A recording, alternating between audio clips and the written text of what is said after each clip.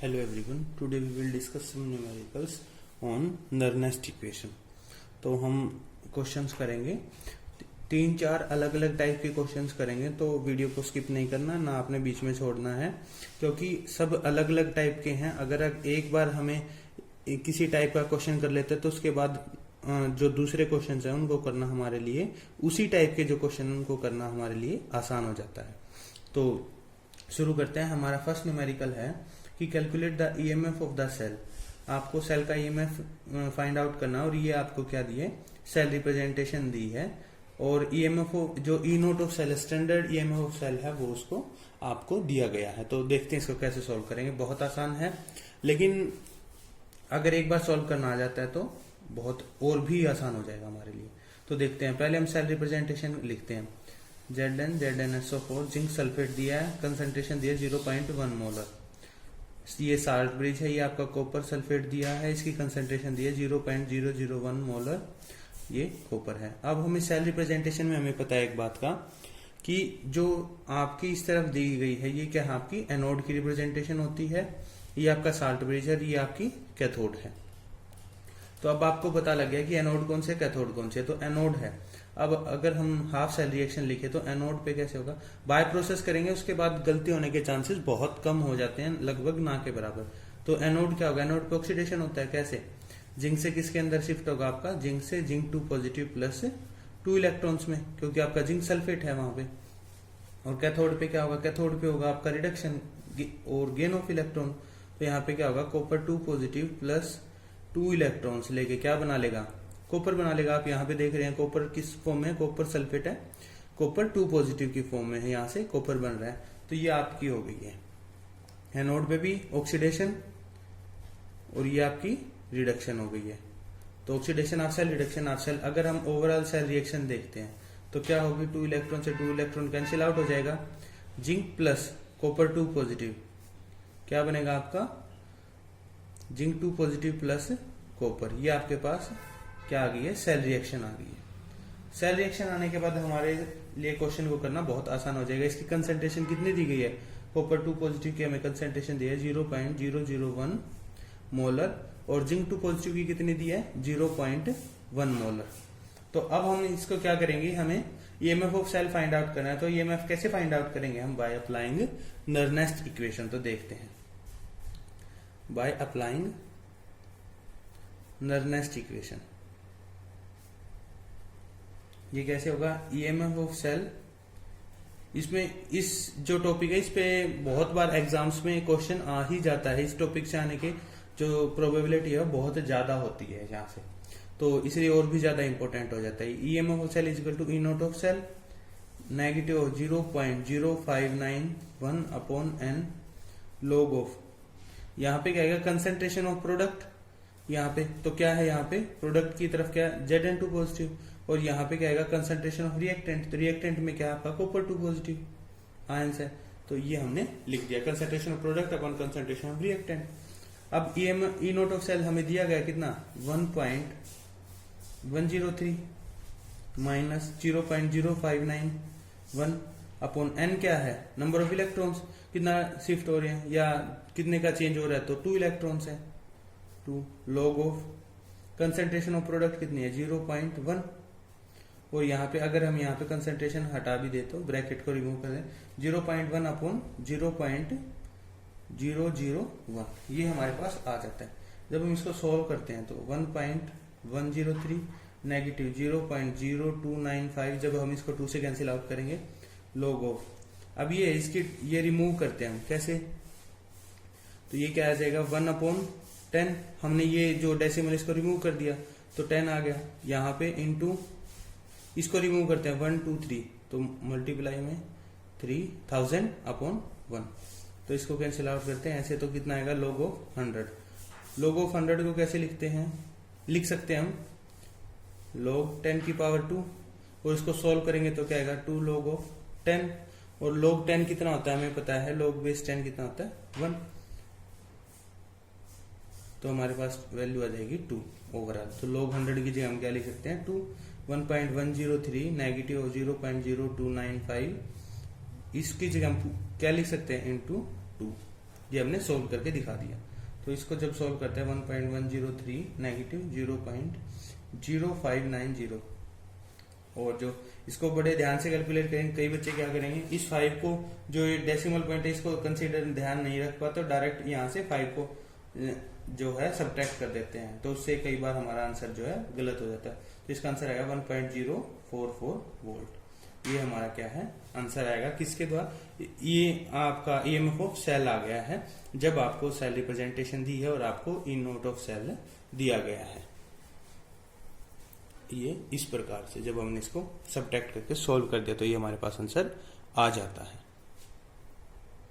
हमारा next question क्या है कि calculate the free energy change of the for sale. आपको फ्री एनर्जी चेंज कैलकुलेट करना है जब आपको क्या दी गई है, आपको सेल रिप्रेजेंटेशन दी है, एक जिंक है, वो जिंक इलेक्ट्रोड है, एक आपकी कैडमियम की इलेक्ट्रोड है, और उनकी एक्टिविटी दी गई है 25 डिग्री सेल्सियस। जो इनका स्टैंडर्ड रिडक्शन पोटेंशियल है जिंक इलेक्ट्रोड का भी दिया है आपको, और standard reduction potential of cadmium electrode का भी दिया है। तो हमने फाइंड आउट क्या करना है, फ्री एनर्जी चेंज। तो फ्री एनर्जी चेंज क्या होता है आपको, डेल्टा जी किसके बराबर होता है, negative of NF E of cell, ये इसका फार्मूला होता है। तो हमें एन भी फाइंड आउट कर ले यहाँ भी, लेकिन ईएमएफ ऑफ सेल कहां से फाइंड आउट करेंगे, ईएमएफ ऑफ सेल के लिए हमें क्या कहां से आएगा, हमारे पास नर्नेस्ट इक्वेशन से आएगा। तो इसलिए हमें क्या हुआ, नर्नेस्ट इक्वेशन लगाने की आवश्यकता पड़ेगी। तो देखते हैं इसको कैसे होगा। सेल रिप्रेजेंटेशन दिया, सेल रिप्रेजेंटेशन को लिखते हैं Zn2 पॉजिटिव एक्टिविटी दी गई है 004, कैडमियम 2 पॉजिटिव एक्टिविटी है 0.2, और आपको कैडमियम ये हमारे को दिया गया है। तो अब हमें पता लग गया ये हमारा एनोड है, ये हमारा कैथोड है। तो हम पहले क्या लिखते हैं, सेल रिएक्शन लिखते हैं। तो सेल रिएक्शन लिखेंगे तो कैसे होगा, एनोड के लिए Zn से Zn2 पॉजिटिव में एनोड है आपका, और कैथोड क्या होगा आपका, कैडमियम 2 पॉजिटिव से प्लस, यहाँ पे भी 2 इलेक्ट्रॉन प्लस 2 इलेक्ट्रॉन्स किसमें शिफ्ट हो गया आपका, या चेंज हो गया कैडमियम। ओवरऑल सेल रिएक्शन क्या आएगी, Zn zinc plus cadmium 2 positive, और जिंक 2 पॉजिटिव प्लस कैडमियम। तो कैडमियम की एक्टिविटी कितनी की है, 0.2 है कैडमियम आयन की, और जिंक आयन की कितनी एक्टिविटी 0.004 हमें दी गई है। तो अगर हम अब नर्नेस्ट इक्वेशन लगाते हैं तो क्या आएगी हमारी, नर्नेस्ट इक्वेशन की EMF of cell is equal to EMF of cathode. Cathode पे क्या है हमारी, कैडमियम इलेक्ट्रोड है, तो इसको हम कैसे लिखेंगे, ई नोट ऑफ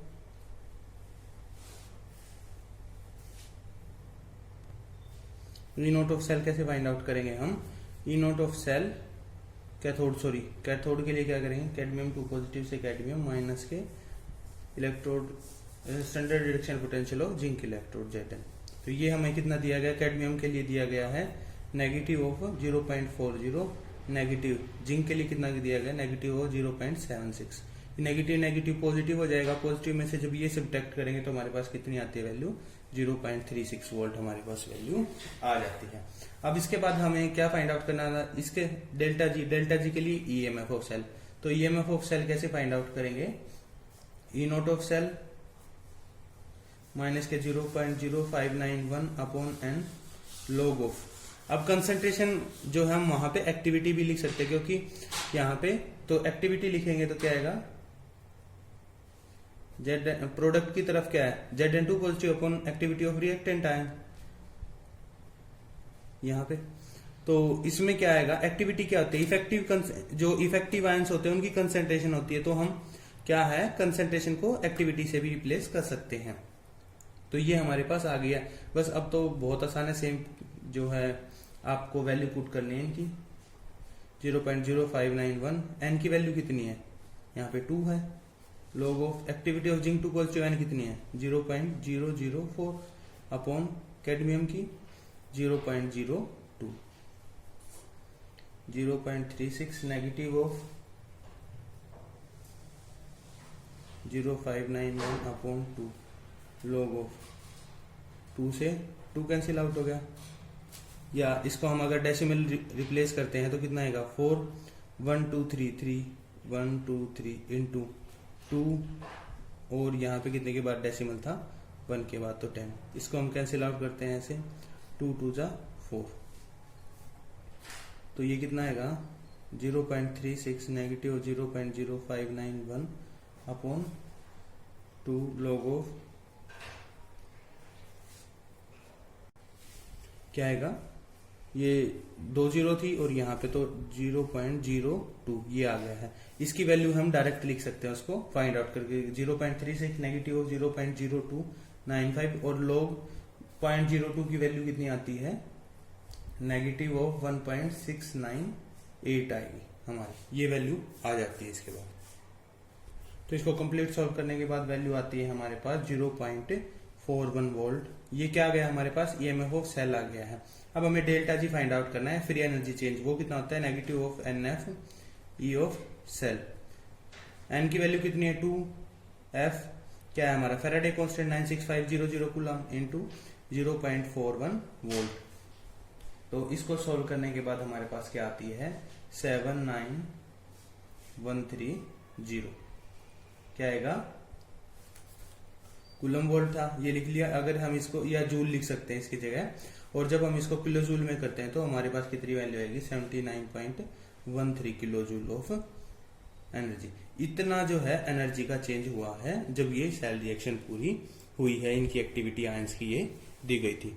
तो क्वेश्चन आसान है, बस तरीका क्या है उसको आपको लगाना आना चाहिए। तो नेक्स्ट क्वेश्चन देखते हैं। इसके बाद हमारा थर्ड क्वेश्चन है हमारा कि calculate the EMF of concentration cell. आपको कंसंट्रेशन सेल दिया गया है, उसकी ईएमएफ फाइंड आउट करनी है आपको। जो इलेक्ट्रॉन्स दी गई हैं Ag 0.011 नॉर्मल की इसकी कंसंट्रेशन है AgNO3 और साल्ट ब्रिज 0.1 नॉर्मल AgNO3 है और Ag। तो assuming the activities of Ag positive ion in the two solution to be equal to the concentration की जो इनकी एक्टिविटीज हैं उसको हमने किसके बराबर बताया है, क्वेश्चन ने बताया गया किसके कंसंट्रेशन के बराबर, और हमें ये सेल दिया कंसंट्रेशन सेल दिया गया है। तो इसकी अगर हमें सोल्व करते हैं तो कैसे सोल्व कर सकते हैं क्वेश्चन। अच्छा है, कुछ को तो यही लगेगा कि चीजें तो सेम दी गई हैं, जिसको हम कैसे सोल्व कर सकते हैं। ये किस टाइप का सेल का एग्जाम इलेक्ट्रोलाइट कंसंट्रेशन सेल का है कि इलेक्ट्रोड्स तो आपकी सेम है और इलेक्ट्रोलाइट भी सेम है लेकिन उनकी कंसंट्रेशन में डिफरेंस है। तो किस टाइप का है ये इलेक्ट्रोलाइट कंसंट्रेशन सेल का एग्जाम्पल है। तो इसको हम सबसे पहले वही करते हैं, लिखेंगे जो सेल रिप्रेजेंटेशन है उसको लिख लेते हैं एक बार।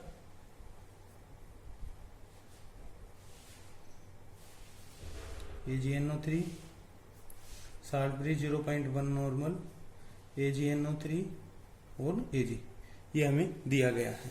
अब हमें पता है कि यहाँ पे क्या होगा, ये एनोड है और ये आपकी कैथोड है। तो लिखते हैं हम कैसे होगा कि एनोड पे क्या होगा आपका ऑक्सीडेशन, Ag से किस में चेंज होगी आपकी Ag पॉजिटिव में, Ag पॉजिटिव प्लस इलेक्ट्रॉन, और Ag पॉजिटिव की कंसंट्रेशन कितनी है 0.001 नॉर्मल दी गई है। और कैथोड पे क्या होगा रिडक्शन, रिडक्शन में क्या होगा आपका Ag पॉजिटिव प्लस इलेक्ट्रॉन किस में चेंज होगा Ag में आपका सिल्वर में चेंज होगा और इसकी कंसंट्रेशन कितनी है 0.1 नॉर्मल। तो जब ओवरऑल सेल रिएक्शन लिखते हैं तो क्या होगा आपका Ag plus Ag positive concentration कितनी है 0.1 नॉर्मल, किस में चेंज होगा आपका सिल्वर में प्लस सिल्वर आयन में, सिल्वर आयन की कंसंट्रेशन कितनी है 0.001 नॉर्मल।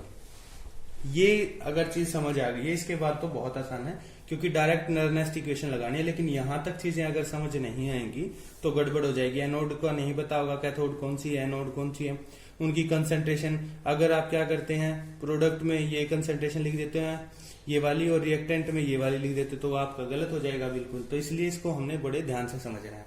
अब क्या लगाएंगे हम ईएमएफ निकालना है। तो ईएमएफ के लिए क्या कैसे करेंगे EMF of cell is equal to E nought of cell minus के 0.0591 अपॉन लॉग ऑफ। अब हमने क्या किया था एक्टिविटी थी, एक्टिविटी लिखते हैं लेकिन एक्टिविटी को उसने क्या कहा कंसंट्रेशन के बराबर है तो हम यहाँ पे डायरेक्ट लिख लेंगे किसकी कंसंट्रेशन लिख लेते हैं। कंसंट्रेशन ऑफ प्रोडक्ट में Ag पॉजिटिव आयन की क्या है 0.001 है और रिएक्टेंट में Ag पॉजिटिव आयन की कंसंट्रेशन कितनी है 0.1 है। तो अब ये है जो ये टर्म कितनी हो जाएगी आपकी ये 0 होती है। 0 क्यों होती है क्योंकि हमारे पास इलेक्ट्रोड्स तो सेम है, इलेक्ट्रोड सेम होने की वजह से क्या होगा, जो उनका स्टैंडर्ड इलेक्ट्रोड पोटेंशियल है वो भी सेम होगा। तो इसलिए हम यहाँ पे क्या ले लेते हैं, जीरो वैल्यू लेते हैं। अगर आप कैथोड माइनस एनोड करोगे तो जीरो ही आएगा, क्योंकि चीजें सेम है, बराबर है। तो 0 माइनस के 0.0591, एन की वैल्यू कितनी आएगी 1 log ऑफ। जब हम इसको सोल्व करते हैं तो सोल्व करके क्या आएगा 1/123 के बाद डेसिमल है इंटू 1/10, इससे कैंसिल आउट होता है। तो ये आएगा 0.0591 log ऑफ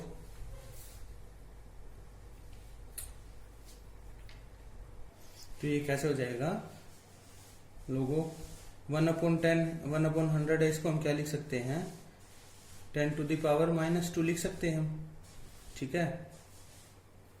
तो ये हो जाएगा 10⁻²। तो इसको जब सोल्व करेंगे तो क्या आएगा, ये भी कैसे आपका माइनस का है, माइनस 0.0591, इसको आगे ले आएंगे -2 log 10, इसकी वैल्यू कितनी होती है 1, तो ये क्या हो जाएगा माइनस माइनस के -0.0591 इंटू -2। इसको हम सोल्व करके आंसर है जो फाइंड आउट कर लेंगे। नेगेटिव नेगेटिव क्या हो जाएगा पॉजिटिव 2। ये हमारे पास जो है वोल्ट है, इसका आंसर आ जाएगा 1.182 वोल्ट जो सेल है। तो इसमें क्या किया हमने, इसको बस ये इंपॉर्टेंट था और यहाँ भी इसको लिखने के बाद यहाँ पे सॉल्व कर दिया। हाँ, आपने यहाँ पे पजल नहीं होना है कि जो सेम है इलेक्ट्रोड सेम दी गई है तो उसका आंसर भी सेम ही होगा। तो ये हमारा आंसर आता है। इसके बाद जो लास्ट है हमारा इंपॉर्टेंट है क्वेश्चन, तो उसको भी देखते हैं एक बार। ये हमारा इंपॉर्टेंट क्वेश्चन है कि ईएमएफ दिया गया आपको, ईएमएफ फाइंड आउट करना आपको कंसंट्रेशन सेल का। आपके पास ये दिया गया है, सेल रिप्रेजेंटेशन दिया है, कॉपर सल्फेट की इलेक्ट्रोड है। ये क्या इसकी मोलेलिटी है और ये आर से इसने क्या शो किया है, इसकी मोलेलिटी है और आर क्या है आपका एक्टिविटी कोफिशिएंट दिया गया है। तो दोनों इलेक्ट्रोड है, उनकी मोलेलिटी और एक्टिविटी कोफिशिएंट दिया, उससे आपने क्या ईएमएफ को फाइंड आउट करना है। तो हम सबसे पहले लिख लेते हैं। हमने सपोज किया M1 क्या है हमारा 0.04 है और गामा 1 कितना है, गामा 1 क्या है, या इसको R1 भी लिख सकते हैं आप, गामा 1 भी लिख सकते हैं। ये क्या है आपका एक्टिविटी कोफिशिएंट है, एक्टिविटी कोफिशिएंट। तो इसकी वैल्यू कितनी है गामा 1 की 0.64।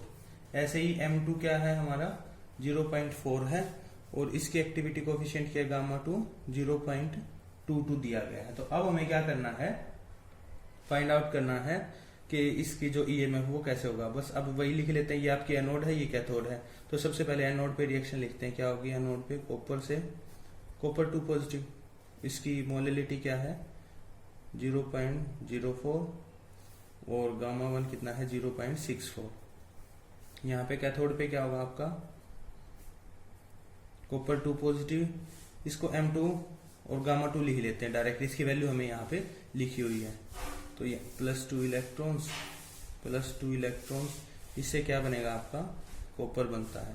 तो जब इसको हम लिखते हैं तो ओवरऑल सेल रिएक्शन क्या होगी आपकी, सेल रिएक्शन होगी copper plus copper 2 positive M2 gamma 2 किस में चेंज होगा आपका कॉपर 2 पॉजिटिव M1 गामा 1 से इसके अंदर प्लस कॉपर में। तो ये हमारे पास आ जाता है। इसके बाद हम लिखते हैं नर्नेस्ट इक्वेशन लिखते हैं। तो क्या होगी इसके लिए E nought of cell minus के 0.0591 अपॉन एन log ऑफ। अब तो जब हमने इसको सोल्व किया था तो उस दौरान हमने पाया था कि यहाँ पे चेंज आता है और ये जो ईएमएफ है कंसंट्रेशन सेल के लिए क्या हो जाती है positive 0.059 upon 1 and log of क्या आएगा एक्टिविटी ऑफ, यहाँ पे रिएक्टेंट साइड या A2 कर सकते हैं और यहाँ पे क्या आएगी आपकी A1 आएगी, ये हमारी। तो A2 अपॉन A1 आएगी, या A क्या होता है हमारा M गामा होता है। तो A2 क्या होगी आपकी A2 होगी M2 गामा 2। तो ये हमारे पास इक्वेशन थी। ईएमएफ ऑफ सेल क्या होती है, इसके लिए 0 होगी, कंसंट्रेशन सेल है। इस बात को हमेशा ध्यान रखेंगे कि जब भी आपके कंसंट्रेशन सेल्स आएंगे तो हमेशा for concentration cell E nought of cell क्या होगा हमेशा 0 होगा। तो ईएमएफ क्या आ जाएगा इसका 0.0591 upon n log of m2 gamma 2 upon m1 gamma 1। तो n की वैल्यू कितनी है, यहाँ पे 2 है, 0.0591 अपॉन 2 log ऑफ m2 की वैल्यू कितनी है 0.4 इंटू गामा 2 की 0.22 अपॉन क्या आएगा 0.04 इंटू 0.64। ये हमने इनकी वैल्यू है उसको लिख लिया है। तो ये 0.0295 log ऑफ ये कितना आएगा, इसको जब हम सोल्व करते हैं डेसिमल को रिमूव करते हैं, ये डेसिमल रिमूव किया तो हमने 10 लगाया, ये वाला रिमूव किया तो इंटू 100 कर दिया, ये वाला रिमूव किया तो डिवाइड में 100 2 के बाद था, और ये वाला रिमूव किया तो इंटू में 100। तो जब हम इसको सोल्व करते हैं तो क्या आएगा, ये आ जाता है। अब ये 4 से 4 कैंसिल आउट हो गया, ये 11 2 से, और ये 32, तो ये आ जाएगा आपका 110 और 32।